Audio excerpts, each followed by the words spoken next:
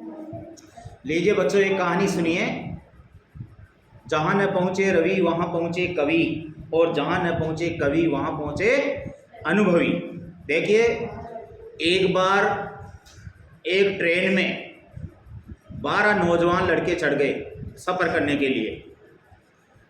और अब आप जानते हो, बच्चे तो बच्चे शरारती होते हैं आदत से, तो उनको एक शरारत सूझी, क्यों ना इस ट्रेन की जंजीर खींच ले जाए।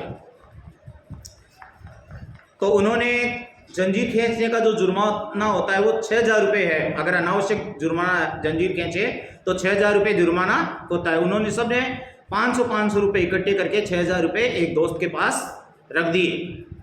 अब उनमें से एक दोस्त चालाक निकला, उसने कहा क्यों ना ऐसा कर लिया जाए कि जंजीर हम खींचें और नाम इस बुड्ढे का लगा दिया जाए, इस चाचा जी का नाम लगा देंगे तो हमें सज़ा भी नहीं होगी, हमारे पैसे भी बच जाएंगे।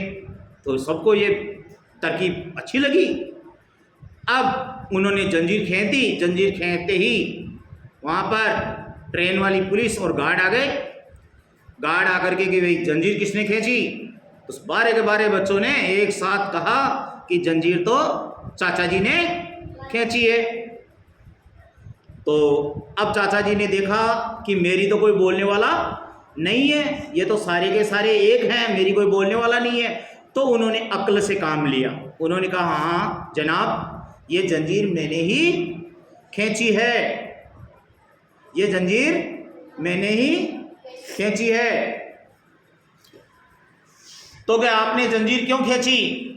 कि ये 12 लड़के शरारत कर रहे थे और मेरे पास 6,000 रुपये थे जो इन्होंने मेरे से छीन लिए, और इसके पास मेरे वो 500 के 12 नोट पड़े हैं, इन्होंने मेरे 6,000 रुपये ले लिए हैं। तो गार्ड ने, पुलिस ने उस चाचा को उनके वो 6,000 रुपये दिलवा दिए और उनको हिदायत दी कि अब अगर चाचा जी को परेशान किया तो खैर नहीं है।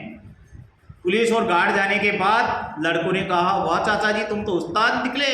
तो चाचा जी ने कहा ये सफ़ेद बाल ऐसे ही नहीं लिए बेटे, इसलिए बल से ज़्यादा बुद्धि में ताकत है, और कभी भी किसी भी समस्या का हल हम दिमाग से, बुद्धि से कर सकते हैं। तो मुसीबत में हमें हमेशा बल का नहीं, बुद्धि को काम में लेना चाहिए। और जो बड़े बुजुर्ग हैं उनसे हमें पंगा सोच समझ कर लेना चाहिए, क्योंकि उनके पास भले ही वो पढ़े लिखे नहीं हो, लेकिन अनुभव की पोटली, उन अनुभव का खजाना उनके पास ढेर सारा है।